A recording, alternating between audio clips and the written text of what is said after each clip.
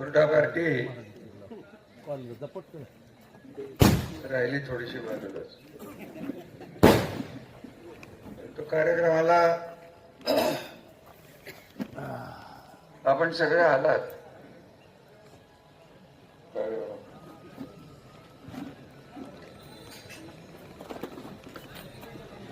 परवा एक हुरडा पार्टी झाली आंध्रमध्ये.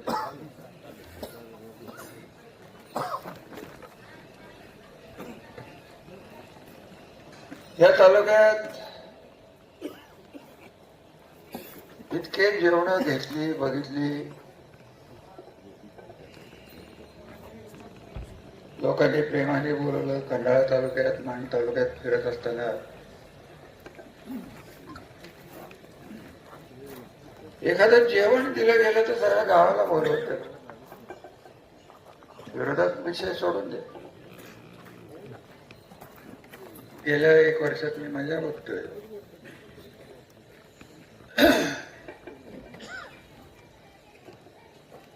जातीवर बोलवलं जातं.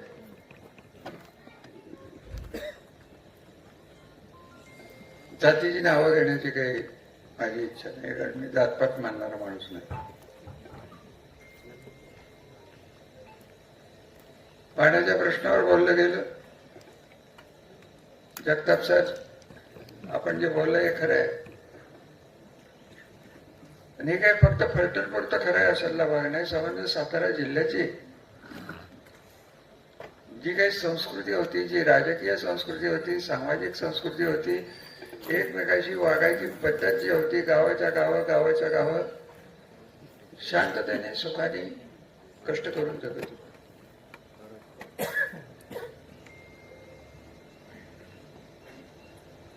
आपल्याला काही आज हुरडा पार्टीच्या निमित्ताने महाराष्ट्र राज्याबद्दल बोलायचं कारण नाही. इथं सर्वच माझे मित्रमंडळी आहेत, सर्व पार्टीचे मित्रमंडळी आहेत. मला तुम्हाला एकच विचारायचं आहे की इथं शिवाजी गावडे साहेब आले होते. मला वाटतं पप्पू होते काय, इथं कोण होतं? सर होते. सरांच्या त्यांच्यात मला नेहमीच घोटाळा होता. डॉक्टर शिवाजी गावडे अभ्यासू माणूस.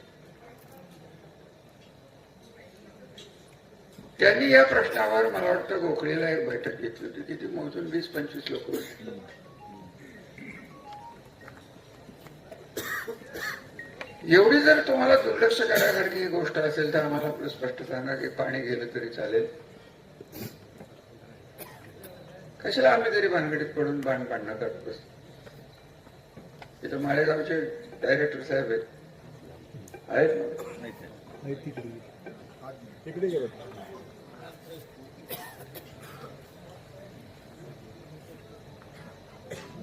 आपलं पाणी 100 वर्ष वाढणारा हा कालवा आहे. तुम्हाला काहीच किंमत नाही. तुमच्या पूर्वजांनी संस्थान असताना भाटघर धरण जेव्हा ब्रिटिशांनी बांधलं तेव्हा महाशिवाजी शेतकरी हे पाणी घ्यायला तयार नसायचे. का माहितीये? पाणी शिळे म्हणायचे. संस्थांनी ज्यांनी कालव्याचं पाणी घेतलं त्याला रेव्हेन्यूचा जे टॅक्स असायचा त्या काळातला, त्याला शेतकरी म्हणतो, तो माफ केला. आणि मग जी क्रांती सुरू झाली, या पाण्यात काही दोष नाही. इतक्या कठीण परिस्थितीनं हे संस्थान केवळ विश्वेश्वरय्या आणि माझ्या आजोबा यांची ओळख होती, मैत्री होती, आणि त्यांची ती सवय होती की बाहेरची चांगली माणसं ओळखीने घ्यावी तर स्वतःच्या संस्थानात बोलवावीत, त्यांचे विचार ऐकावेत. माझ्या आजोबांची सवय होती. तुमच्यातलं काही त्यांना माहिती, त्यांना तुम्ही बघितलं नसेल, आमच्याच पिढीने कधी बघितलेलं नाही. आमची पिढीत मला बघायला मिळणार तर तेव्हाच काय राहील. बरोबर, माझ्या वयाचीच म्हणतो. मला एक सांगू का, ही लोक विसरतात. ज्यांनी 15 इंच पावसाचे हे संस्थान कर्जबाजारी होते, ही पिढी गेली. ज्याने कारखाना नव्हता, साखरवाडी कारखाना नसलेली पिढी गेली, निरा उजवा कालवा नसलेला फलटण बघितलेली ती पिढी गेली, श्रीराम सागरी साखर कारखाना नव्हता तेव्हा होणारे हाल ही पिढी गेली. आता फक्त सगळं मिळालेलं झालेलं उद्ध्वस्त. श्रीराम कारखाना नाव का गेला, कसा गेला हा विषय संपला. साखरवाडी संपलं. शरगवाला पाणी नसतं चाललं असतं. साधं लॉजिक आहे, याचं तर्क आहे. भोपाळव्याचे कारखाना निघाले, पाणी होतं म्हणूनच निघालं. कसा चाललाय मी काय बोलणार, माझ्यावर परत ईडी बिडी काय सांगता येत नाही. माझी तयारी आहे त्याची, हे वकीलही तयार आहेत. सरकारला मागच्या भाषणात विनंती केली होती की माझा स्टेटस बघून मला महाराष्ट्राच्या तुरुंगात ठेवू नका. तिहार जेलला तिहारचा तुरुंग आहे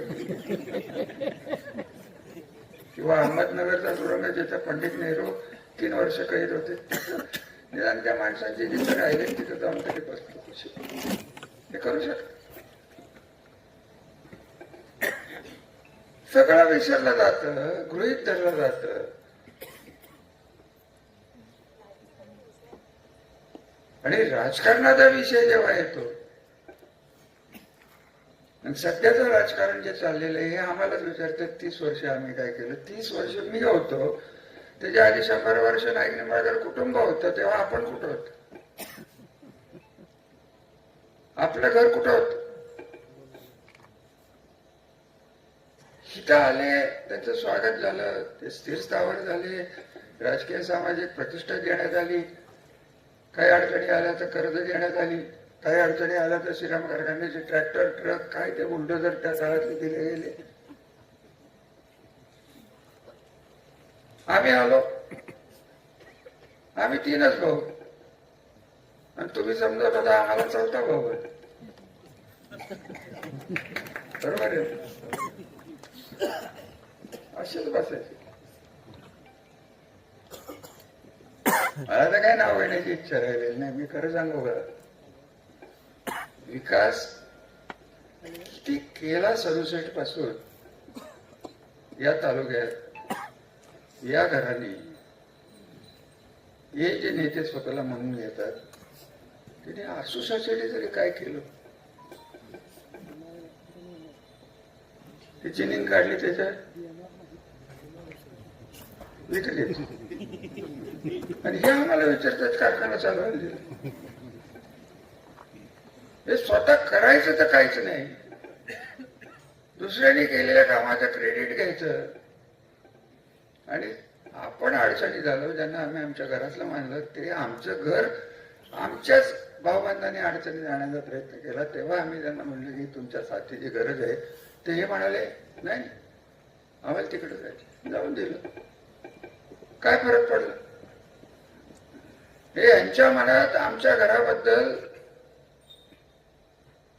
किती तिरस्कार घेऊन हा माणूस गेली 30 वर्ष आमच्या बरोबर राहिलेला आहे ना, आम्ही मूर्ख,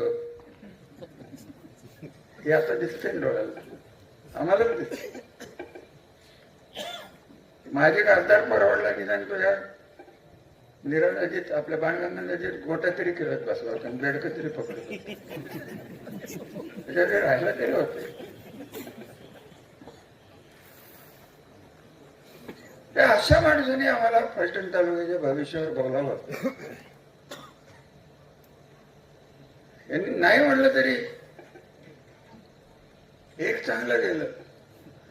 बापूसाहेब गावड्यांना गंडवणारा माणूस बघितला मी.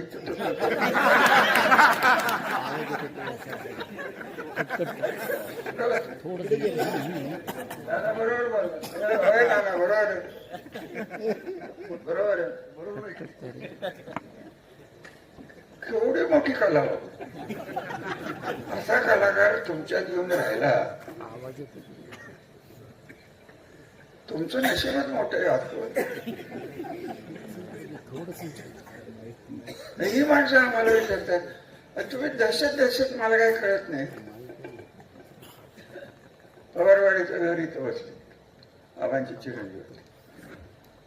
अहो तुमच्या पवारवाडीच्या लोकांनी चिमणरावला बापूला विचारा की त्यांचे तत्व मुकादम तेव्हा होते चिमणराव तेव्हा तिथंच कुठल्या तरी कोणाच हाणा मारा झाला पाठव मला आठवलं तू काय मी चिमणरावला भेटायला गेलो काय दहशत मी म्हणाल हा म्हणजे हे काय नवीन होतं का आणि आपण हे सगळे शांत केला तर हे घालवायला निघाले कुठल्या तरी समाजाला कितीतरी टक्के व्याजाने पैसे दिले जातात असं मी ऐकलंय तर तुम्ही काय करणार आहे तेवढं बोला की मला कशाला बोलायला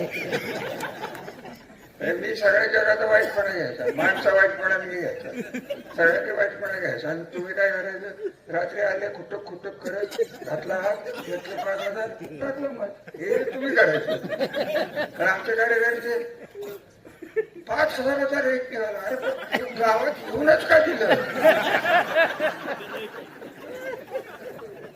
गावात तिथं झाडलं असतं 1-2-4 राडे झाले असते ना तरी काय झालं तुम्ही झोपायचं रडाच करायचं आता काय चाललंय मुंबईत बघा काय तिकडे निकाल लावून काय मुंबईला आपलं संबंध नाही सांगायचं तात्पर्य एक आमच्या घराने केलं हे तेच आमच्या पिढीत आम्ही केलं जे संस्कार आम्हाला झाले हे का असं करू शकतात त्यांच्यावर मी बोलतोय त्यांचा या मातीचा संबंधच नाही जमीन असणं हे काय मातीशी संबंध नसतो मातीची नाळ ही रक्तात लागते आणि ते रक्त बाहेरच आहे तुमच्या डोळ्यातलं पाणी आम्हाला बघवणार नाही परंतु हे सद्गुरूच तुमच्या डोळ्यात पाणी आणतील तुमचा घरदार कर्जबाजारी करतील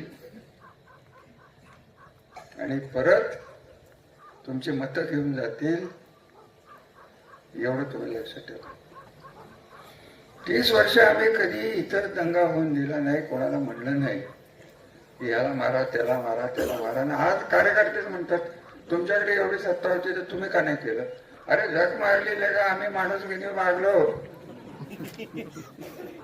आता आम्ही नवीन शिकतोय की माणुसकी विसरली जाते मदतही विसरली जाते 5,000साठी 10,000साठी कशाला विकास करायचा अहो दादाराजे घरचे मला आठवतात 85 साली इथं 2 तास यायचे काय होता असू रस्ता मला आठवत संजय 2 तास 1.5 तासात तुम्हाला इथे यायला लागेल झालंच ना रस्ता केलाच ना मला वाटतं गोखळीवरनं शिंगणापूरला जाणारा एक रस्ता होतो केलाच ना तुमची किती मागणी होती ते उद्या वस्तीवर मला वाटतं पश्चिम पूर्व भागात रस्तेच नव्हते कारखान्याचे रस्ते तेवढ्या पुरते पाणी आम्ही आणलं रस्ते आम्ही केले शाळा आम्ही उभारल्या जाती संपल्या एवढी सभागृह केली सामाजिक सभागृह केली जातीपातीत भांडणं लावून दिली नाहीत अॅट्रॉसिटी सारखे गुन्हे आम्हीच मिटवत होतो मिटले जात होते गावं शांत राहिली आता जर फराटे साहेबांच्या सारख्या कुटुंबावर जर अॅट्रॉसिटी लागत असेल तर फराटे कुटुंबाला मी सांगेन की माझ्यावरही लावायचा प्रयत्न झाला तर तुम्ही काळजी करू नका संजय बाबांच्यावर माझ्यावरही प्रयत्न झाला होता पण तो वेगळा विषय आणि अशा पद्धतीने वागणाऱ्या माणसाला जर कोण श्रीमंत मानला जाते श्रीमंत पदवी लावून श्रीमंत होता येत नाही श्रीमंत मन लागतं आणि माणुसकी लागतं ती यांच्या स्वभावात नाही याला इंग्लिशमध्ये शब्दही जगतात साहेब एक्सप्लॉयटेशन माणसाचं एक्सप्लॉयटेशन करायचं, मराठीत काय म्हणतात मला माहिती, शोषण करायचं आणि त्याची मतं घ्यायची, त्याचं भविष्य आपल्या हातात कोंडमारा करून ठेवायचा. दवाखान्यात जायला पैसे आणि त्याला खर्च, इतकी वाईट परिस्थिती. आणि तुम्ही म्हणाले तुम्ही आता बोलताय 30 वर्षांत, आम्हाला अक्कल नव्हती हो, पण तुम्हाला तर होती ना. कोणीतरी बोंबलात आला असता तर मी बघितलं असतं.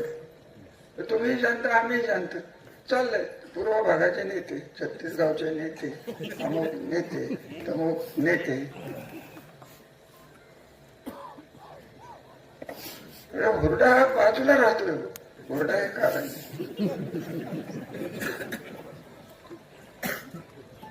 नगरपालिका गेली, सगळ्याच आघाडीवर ये महाराष्ट्र. मग काय करायला? अहो या राष्ट्रवादी काँग्रेस, जाधव साहेब माफ करा मला, घड्याळाचं आहे, एक कार्यकर्ता त्यांनी तयार केला का? सगळं आमचंच रेडीमेड घेऊन गेलेत मटेरियल, आणि आमचंही मटेरियल भारी होत. ते आम्हाला कळलं की हे बनावट आणि ते बनावट. मला जी अपेक्षा आहे ते की मला आता आंध्रूला जे बोललो मी तुम्हाला बोलत दाखवणार.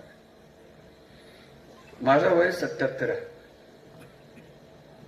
मला काय कुठली राजकीय संधी नकोय, राजकीय पद कधीच नको होतं. हे आमचे चिरंजीव धाकटे बंधू जर जरा आधीच जन्माला आले असते तर तेच आमदार झाले असते. एवढं माझा शिवरायांचं मीच म्हणत होतो की हे लहान होते, 26 वर्षही नव्हते. कधीच काही मी आशेने काही फारसं किंवा पदाला हावरेपणा हे माझ्या डोक्यात आजही नाही. याच्यापुढे तर काय मिळायचं, आता याच्यापुढे काय मिळायचं राहिलं. मिनिस्टर होतो, सभापती होतो, गव्हर्नरच्या नंबर 2चं पद होतं. आता मला काही मिळवायचं नाही, परंतु मी जे 30 वर्ष घासून घासून घासून संबंध तालुक्यात जे घडवलं, शांतता तर घडवली का नाही एवढं सांगा. द्या उत्तर. कोणाला म्हणलं? एकाला म्हणलं का दगड मार, एकाला म्हणलं का दगड तोड. शांतता भंग होण्याची चिन्ह आहेत. जगताप साहेब, तुम्हालाही माहिती आहे की जेव्हा शोषण जास्त होतं तेव्हा माणसं रस्त्यावर जेव्हा येतात, तुम्हाला सांगू, बरडचं मला एक आठवतंय त्या काळात. कोणतरी एक माणूस होता, त्याचं नाव मला माहित नाही, त्याची जातपात मला माहित नाही, मला वाटतं हातभट्टीचा धंदा करायचा. सगळ्या गावाने मिळून ठेचला त्याला, इतकं त्याचं शोषणच्या माणसाने गावाला तापच दिला होता. तुम्हाला आठवत असलं तर बघा,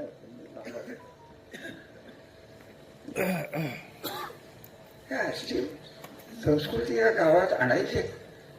आणलेलं पाणी त्यांना द्यायचे का ते यांना दिल्लीला जायचे, आणि तुम्ही टाळ्या मारायच्या, आणि तुम्ही 5,000 घेऊन मतं टाकायचे, तुम्ही घरी झोपायचं. अगं कशासाठी करायचे? तुम्हाला 5,000 पाहिजे नाही, लाखो कोटी रुपयाची कॉन्ट्रॅक्ट दिलेला माणूस आहे. मी पैसे खाल्लेले नाही. मला लोकांनी इलेक्शन मध्ये मदत केलीच, पैसे खाल्लेले मागितले नाहीत. सहीला पैशाला किंमत दिलेली नाही, आणि हेच चक मारले. हे रस्ता कोण करते? फलटण असो, आपलंच आहे ना बाळ. त्याला एकदा मी विचारणार आहे, तू कसा पुढे आलास हे एकदा सांग किंवा, की मी आत्ता बोलणार नाही. त्याला हौस झाली आहे ना, ती फेडणारच आहे. आणि हे सगळं करण्यासाठी परवा जसं बोललो तसे मला आज तुमच्या आशीर्वादाची गरज आहे, तुमच्या धैर्याची गरज आहे, तुमच्या पुढच्या पिढीसाठी करून ठेवलंय ते वाचवण्याची गरज आहे. आणि हे सगळं करण्यासाठी जी राजकीय शक्ती असते, आणि माझं स्वतःचं आयुष्य मिनिमम 5 वर्ष अजून वाढावं, हा आशीर्वाद तुमच्याकडे मागायला मिळाला. होणार नाही. हे होऊच शकत नाही. कोणाची हिंमतच नाही तुरुंगात जाण्याची. माझी आहे, चॅलेंज आहे माझं. माझ्यावर बरेच प्रयत्न झाले, सगळ्यातनं सुटले. काय बोलायचं? जे पत्करलंय, जे पटलंय ते केलं. नाही केलं कसला पक्ष, कसलं काय घेऊन बसताय, कसलं हे एकनाथराव शिंदे साहेब आले, जाणीवपूर्वक आम्ही निर्णय घेतला. मी आहे तिथंच राहिलो. का घेतलं? आमदार साहेब काय बोलले? आता हे बजरंग खटक्याला विचारून आम्ही इथं खटके वस्तू द्यायचं. गावडे आम्हाला प्रशासनाने यादीच द्यावी की कोणाकोणाची परवानगी असल्यावर कामं करायची. आम्ही आपलं जातो त्यांच्या माल काय आपलं टॅक्स तो देऊन टाकतो. काय कसं चाललंय? मला तुमची कीव येते. मी तुम्हाला खरं सांगू का, माझा आयुष्य मी वाया घालवलं का नाही घालवलं मी सुखी समाधान नाही. माझ्या ज्या दिवशी डोळे मिटतील त्या दिवशी माझ्या डोळ्यासमोर फलकवडीचं पाणी आल्यानंतर म्हाताऱ्या बायकांनी पाणी ओवाळताना जे त्यांच्या डोळ्यातलं पाणी आहे एवढंच चित्र दिसणार. मला काय स्वप्न नाही. स्वप्न जे मी बघतोय की मला परत हा तालुका विकासाच्या दिशेने न्यायचा आहे. दहशतीच्या दिशेने, प्रशासकीय दहशत ज्याला मी नेहमी म्हणतो. फलटणमध्ये मी हीच भाषणं करत होतो, नाही जमलं. फलटणच्या लोकांना असं वाटलं की हे दहशत स्वतःच म्हणतात म्हणजे खरंच दहशत असेल. अरे होतेच, आहेच. अरे प्रत्येक गोष्टीत त्रासच द्यायचा आणि त्याला ओढून द्यायचं. हे तुम्ही जर थांबवायचं असेल ग्रामीण भागात तर तुमचा आशीर्वाद तर मला पाहिजेलच आहे. आणि मी काय थांबणार नाही. आमच्या घरापुरतं बोलायचं झालं तर याच माधवीराजे नाईक निंबाळकरांना 1957 साली 48ला संस्थान खालसा झालं. 1800 किती साली ते कालवा आला, कारखाने झाले. तरी या पैठण तालुक्याने, मान तालुक्याने त्यांचा पराभव केला. आम्ही गरीब असलो नाही. आई आजोबांनी पैठण सोडलं नाही. त्यांचे वडील सरोजला पडले, कुठे पडून गेले, कारखान्यात 2दा-3दा पडले. आम्ही हे पराभव सहज पचवू शकतो. हा अपघात नाहीये, दुर्दैव तुमचं आहे. बघा आम्ही अशी मानणारी माणसं आहे. त्यासाठी आम्ही तुमच्या समोर उभं राहणार आहे की मी फलटणच्या नव्हे तर कुठल्याच लोकशाहीच्या नागरिकाला त्याची जात पात एक मत देणार 2 पायाचं मशीन म्हणून बघणारा माणूस नाही. माझ्यावर संस्कार आहेत. मी नाईक निंबाळकर घराण्यात जन्म घेतलाय. माझी जनता ही माझी मुलंच राहणार आहेत आणि मुलांचं भविष्य घडावं म्हणून 30 वर्ष धडपड केली.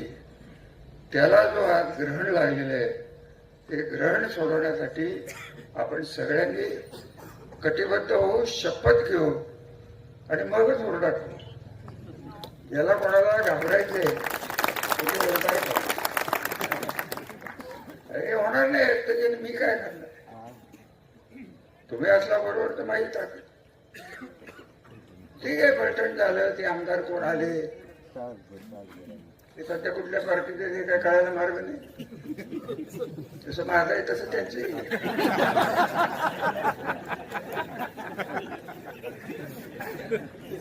आम्ही नाही होते ते. तुम्ही तरी कुठे आता